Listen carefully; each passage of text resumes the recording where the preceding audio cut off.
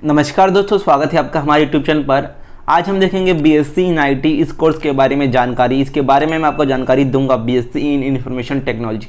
इसका इंट्रोडक्शन देखेंगे, फिर एलिजिबिलिटी, सिलेबस और स्कोप, यानी कि इसे करने के बाद आपके सामने करियर ऑप्शन क्या रहता है। चलिए शुरू करते हैं आज का वीडियो बिना किसी टाइम वेस्ट किए हुए।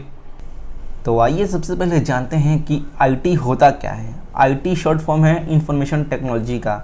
हमने 3rd क्लास से 4th क्लास से आईटी सब्जेक्ट, कंप्यूटर सब्जेक्ट पढ़ना शुरू कर दिया था। हम जानते हैं हार्डवेयर क्या होता है, सॉफ्टवेयर क्या होता है, प्रोग्राम क्या होता है। ज़्यादा कुछ बताने की ज़रूरत है नहीं, क्योंकि आजकल की पूरी दुनिया आईटी पर डिपेंड है, कंप्यूटर्स पर डिपेंड है।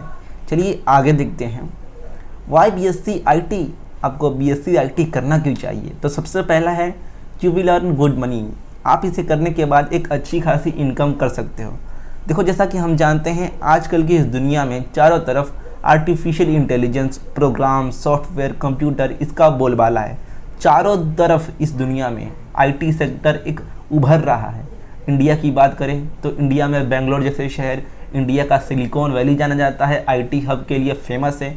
तो इंडिया में भी आईटी का स्कोप धीरे धीरे बढ़ ही रहा है, कम नहीं हो रहा है, और ये आगे चलकर बढ़ेगा ही, कभी कम नहीं होगा। उसके बाद अगला है वैरायटी ऑफ करियर चॉइसेस। तो आप बीएससी आईटी करने के बाद चाहे तो आगे जॉब कर सकते हो या फिर आगे पढ़ाई कंटिन्यू भी कर सकते हो, बहुत आपके सामने ऑप्शन होगा।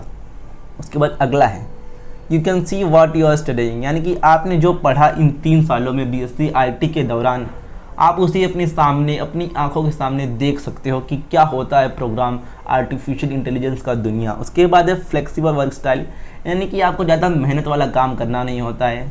जाहिर सी बात है कि आप आईटी सेक्टर में जॉब करोगे तो सिंपल सा आपको काम रहेगा, एसी में बैठकर काम करना होगा, ज़्यादा मेहनत वाला काम नहीं रहेगा। उसके बाद है ऑलवेज इन डिमांड। तो जैसा कि मैंने बताया, आईटी सेक्टर कभी बंद नहीं पड़ने वाला है। आगे बात की जाती है कि रोबोट्स आएंगे तब बंद हो सकता है, लेकिन वो बात की बात है।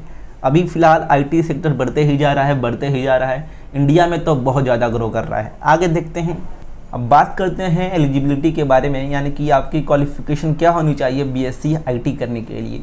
तो देखो, साइंस वाले और कॉमर्स वाले ये दोनों बीएससी आईटी कर सकते हैं, कॉमर्स वाले भी कर सकते हैं।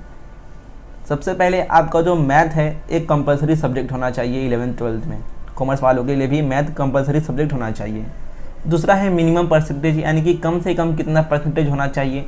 तो अगर आप ओपन कैटेगरी से हो, यानी कि जनरल कैटेगरी से, तो आपका 45% के ऊपर होना चाहिए। कॉमर्स वालों के लिए सेम यही है।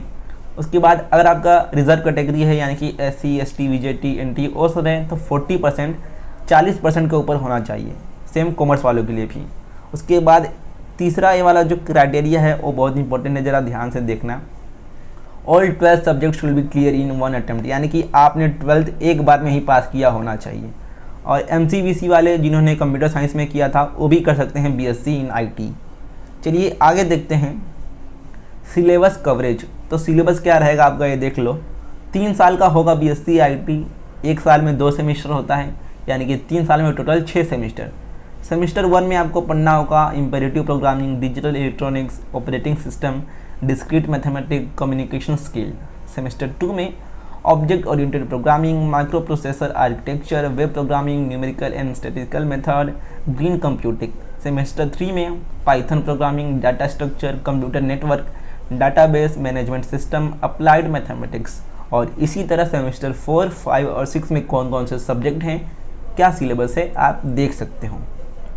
अब आगे देखते हैं फ्यूचर एजुकेशनल पाथ, यानी कि बीएससी आईटी करने के बाद आगे और कौन से कोर्सेज आप कर सकते हो। तो देखो, सबसे पहले आईटी में ही एमएससी कर सकते हो बीएससी करने के बाद, फिर एमसीए कर सकते हो, एमबीए कर सकते हो, और आईटी में ही एमबीए कर सकते हो, या फिर कोई भी दूसरा डिप्लोमा कोर्स कर सकते हो बीएससी आईटी के बाद।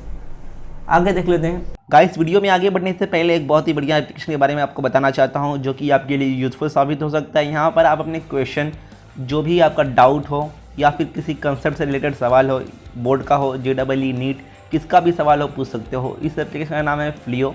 यहाँ पर आप 24/7 कभी भी अपना सवाल पूछ सकते हो, डाउट क्लियर कर सकते हो 3 इजी स्टेप में। आपको प्ले स्टोर पर या फिर ऐप स्टोर पर जाना है, सर्च करना है फ्लियो, सिंपली सर्च करो फ्लियो एंड इसे इंस्टॉल कर लो। इंस्टॉल करने के बाद आपको यहाँ पर फ़ोन नंबर से साइनअप करना है, देन उसके बाद कंटिन्यू करना है।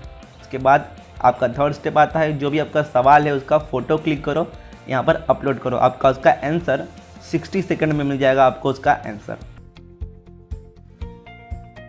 आपके क्वेश्चन में आप कहना चाहते हैं कि बल्ब की पावर कितनी है। अगर बल्ब जो है वो 220 वोल्टेज पर ऑपरेट हो रहा है, राइट। इस बैटरी का जो वोल्टेज है वो आपको गिवन है 220।